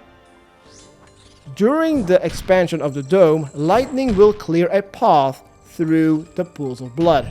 Just a handful of tiles diagonally that you need to run to. If there's no clear path, just run through the pools of blood. You will take 20 damage, but that is much less than if you take damage from the dome of lightning.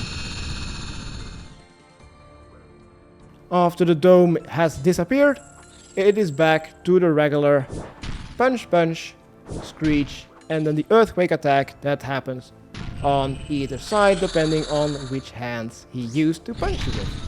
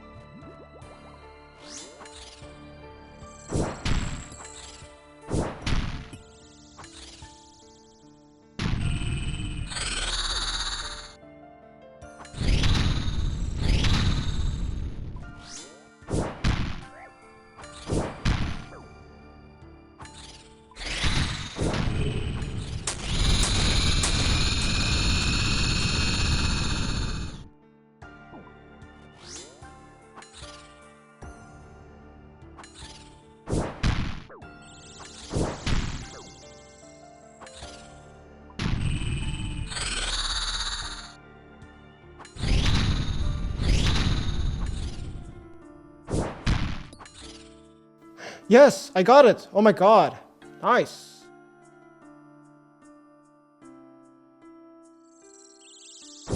Ah, it didn't matter anyway. Okay, after the cutscene is over, we will now need to follow Safalan, following his trail of blood.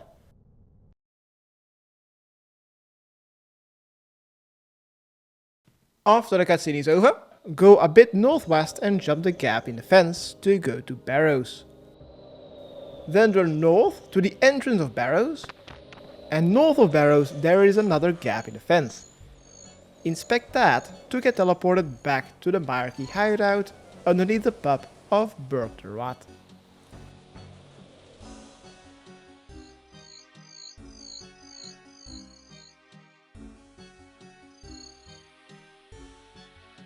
Back in Burg the Rat, let's go through the conversation, and next we need to bank to prepare to reduce Loreal's Drakan's HP from 59% to 30%.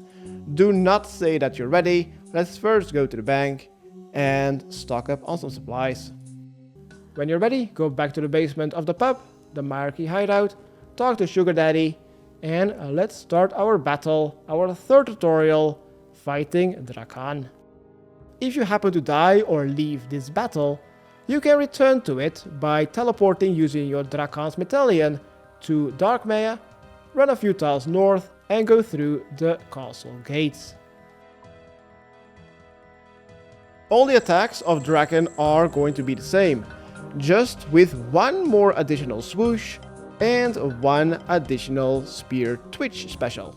So this is tutorial number 3, so now 3 swooshes, so make sure that you have like more than 6 tiles behind you available, so you can jump 2 tiles backwards 3 times. Whenever he does the power up attack, you can choose to either click on him to get into melee range, or you can once again just do another 2 tile backwards. To me, that is much simpler, just to always with a red swoosh or a power up attack to just jump 2 tiles backwards. Everything will be the same, it's much simpler for my simple monkey brain. Also, there is an additional spear twitching special attack.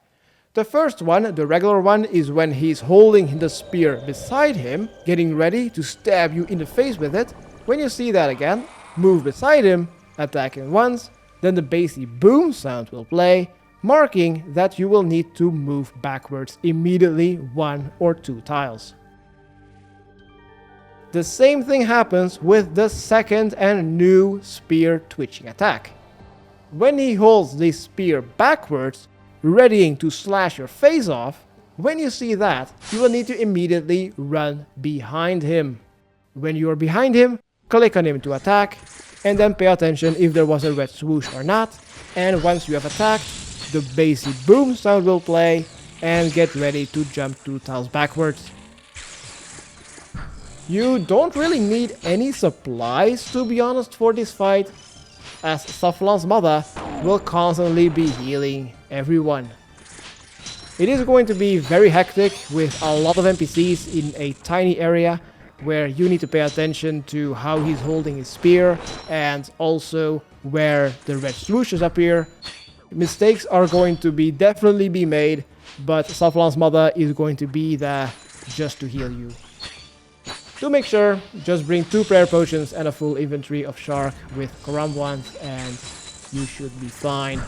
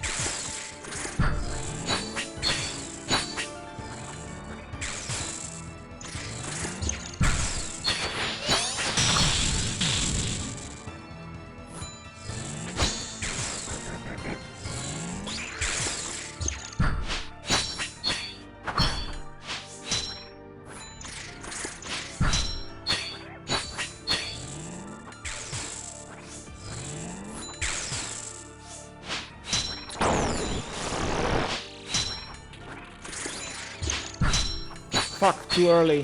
God damn it.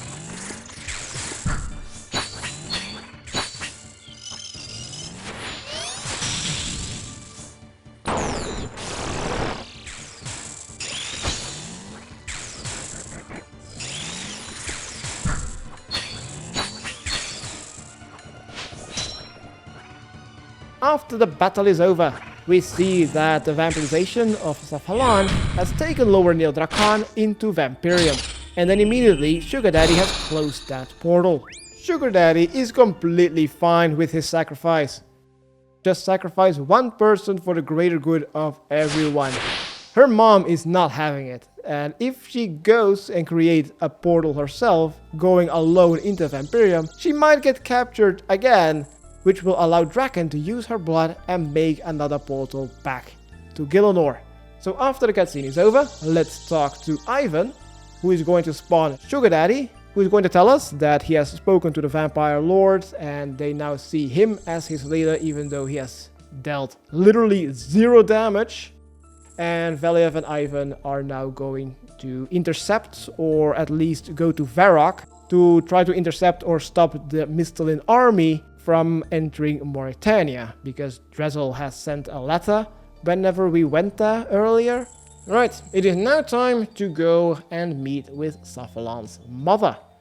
Let's exit the castle, go into the bank, maybe restore our prayer points here at the altar, go north, deposit all of our potions and food, get an empty inventory, and get maybe 1 more Infernity's Aid, or 2, and that is it.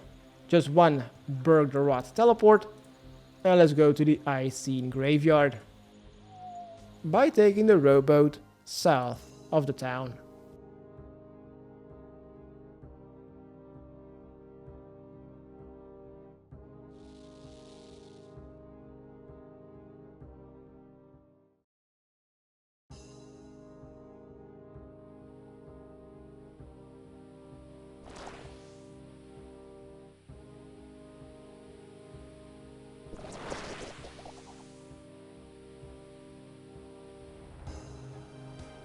At the Icing Graveyard, let's talk to Inferte. You'll say that you're going to help her get her son out of Vampirium. She's glad and she's going to create a portal. Click on it to enter and that will trigger another cutscene. In this cutscene, Inferte will take her son out of Vampirium and we now have to face Drakan all by ourselves. Even though during this quest we have reduced Drakan's HP down to 30%, this is now completely gone and his HP is now back at 3000. I'm going to start by going to the chest next to the northeastern door that leads to the rooftop where the final battle will take place. Right click and deposit. And the only thing that I'm going to deposit are my Mauritania legs. Then right click and take supplies. I'm going to take 1 jar of congealed blood. When eaten, it will instantly restore your HP and prayer to your maximum. And also 1 super combat potion. Both of these I'm only going to use during the final phase of the fight. And to get there, I'm going to use 3 super restore potions, the foul chunky potions, the pink ones, and the rest of the inventory are going to be these yellow potions. This potion has the same positive effects of a Ceradomin brew, but none of the downsides. It is a little bit weird, but during this specific boss fight, you can click on this yellow potion whenever you can heal 20 HP. Keep your HP high at all times. Right, second is to use the RuneLite plugin called Camera, and then select the checkbox that says Extend Pitch. This allows you to move your camera up and make this game look like 2D. When we enter the northeastern door, we will go to the rooftop, a cutscene, and the final battle will start.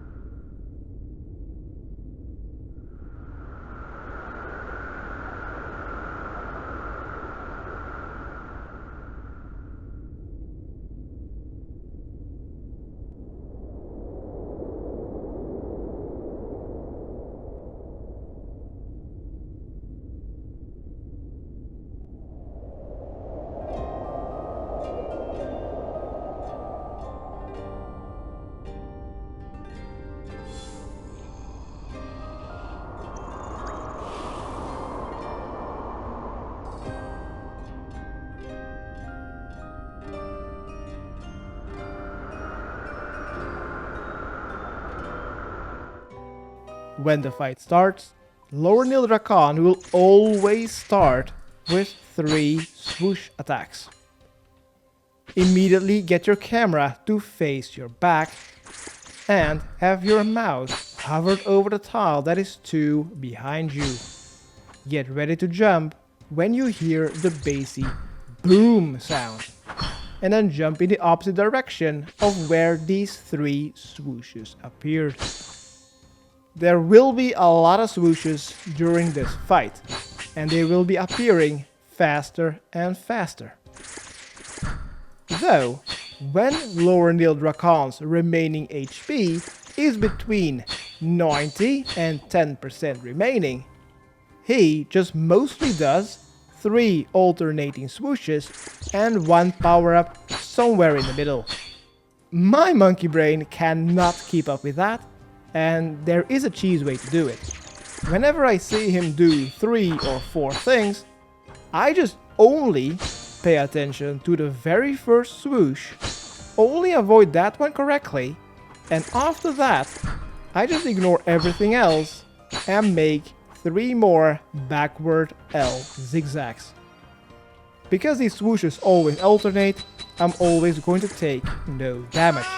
Too early. And with every swoosh, I always jump 2 tiles backwards. The power-up attacks that makes you go into melee distance usually also make me take 0 damage. This is what I mostly only do to get Draken's HP to lower from 90 to 10%. Now, of course, there are other special effects. I'm retarded. The 2 spear special attacks will also reappear in this boss fight. The first one is the spear lunge. When he's holding his spear beside him, readying to stab your face with it, move beside him and click on him to attack. Then 1 or 2 swooshes will immediately appear. Move correctly backwards once or twice, and then continue with your fight. The second spear special, the spear slash, is similar. When he's holding his spear back, readying to slash your face off, move behind him, then click on him to attack, and once you've hit him once, 1 or 2 swooshes will also have appeared. Get ready to move backwards to avoid them, and then click on him again, and continue with your fight. And this is what you will have to deal with during the 3 phases of Drakan. So the 2 tier specials as well as the constant backward L zigzags that you have to do.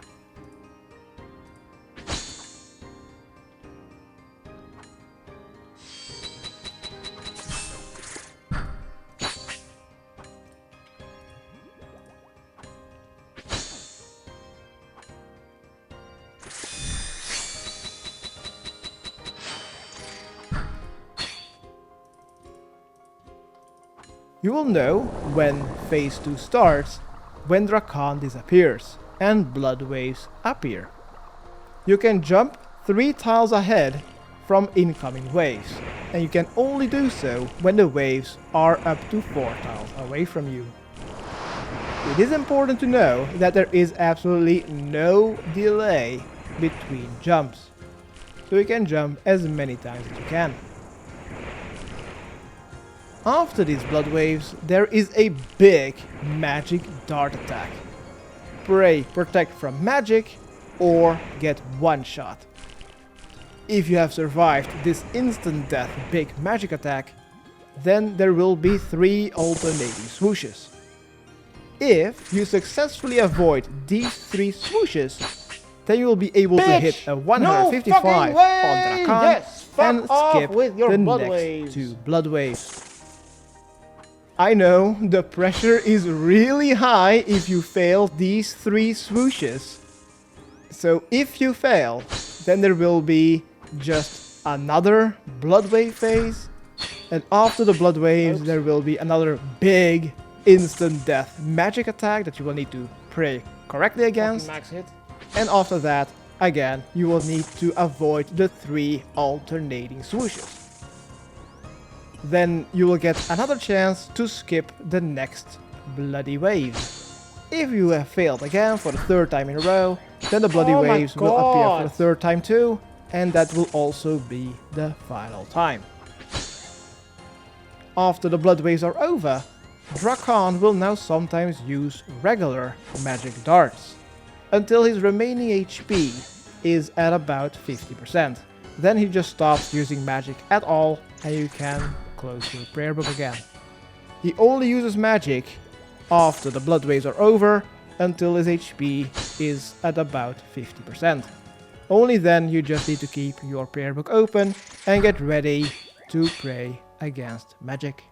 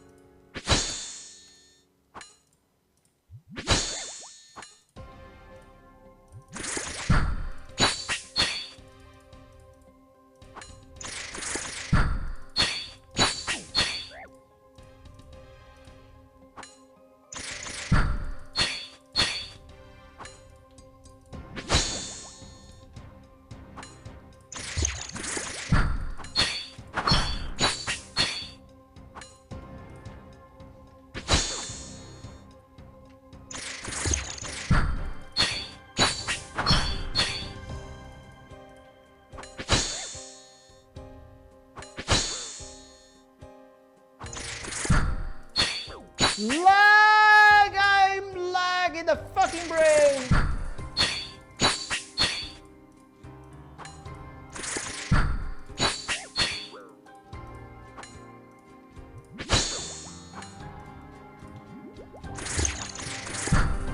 Oh my fucking god! Learn to wait! Dude! You eager piece of shit.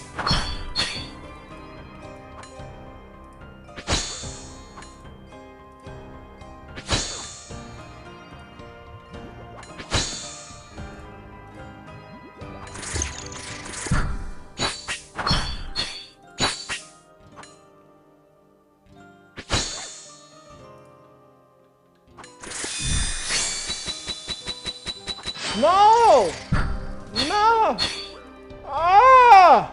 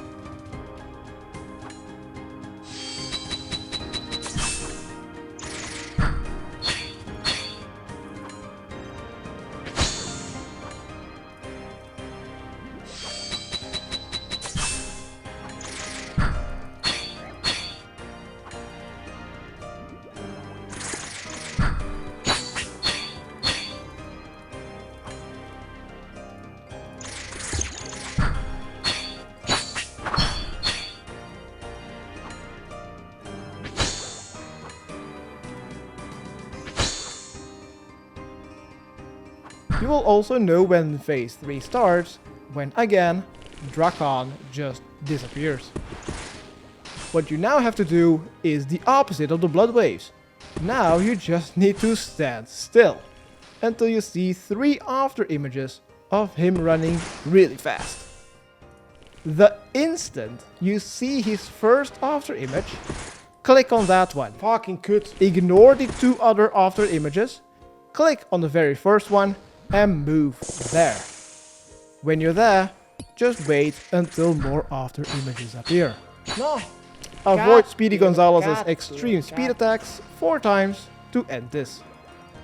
Then, again, there will be another big magic dart that will instantly kill you if you do not pray against from magic. Oh, that was a waste. If you did survive, then again, you will need to get ready to avoid 3 more alternating swooshes. Successfully avoiding these swooshes have not much of an impact compared to the ones after the bloody waves.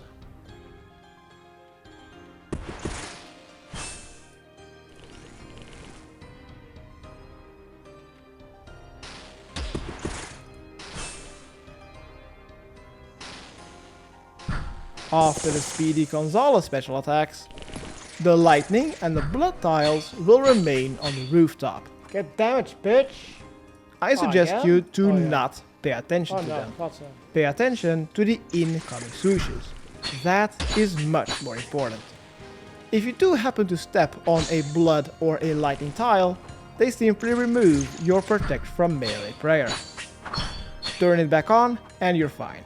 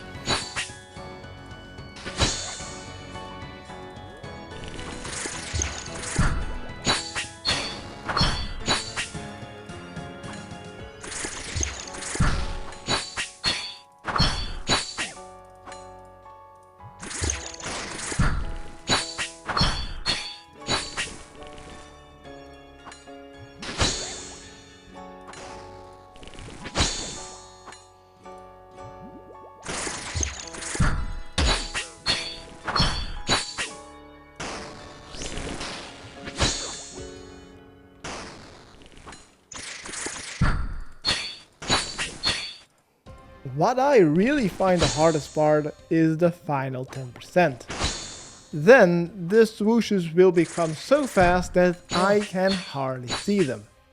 Also, they will no longer be alternating, so I can't just cheese it with making constant L movements because everything up until that point was alternating. The final 10% is not that. Everything is random, Don't fucking everything is fluke. chaotic.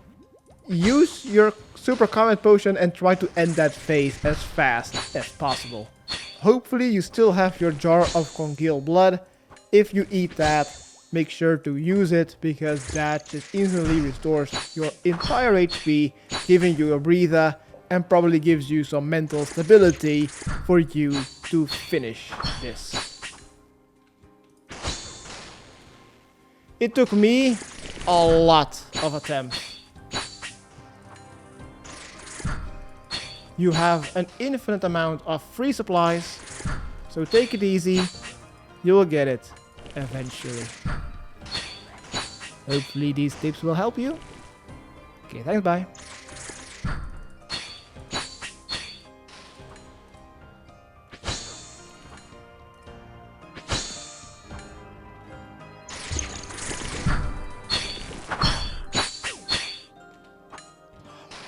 I fucking got it. Yes, bitch! Yes, bitch! Yes! Fuck yes! Oh my god, I still got it! Even though I completed the quest already yesterday. After, like, literally 40 attempts. Yes! The quest is completed. You are awarded with a Sun Spear and a Hallowed Flail, which is an upgrade to killing vampires for vampire slayer tasks, if they even exist nowadays. You are awarded with 4 quest points and a Tome of Experience, which are 6 XP lamps, granting you 30,000 experience each, that you can choose on any skill of your liking, if it is level 70 or higher. Subscribe, rate, and comment. Okay, thanks. Bye.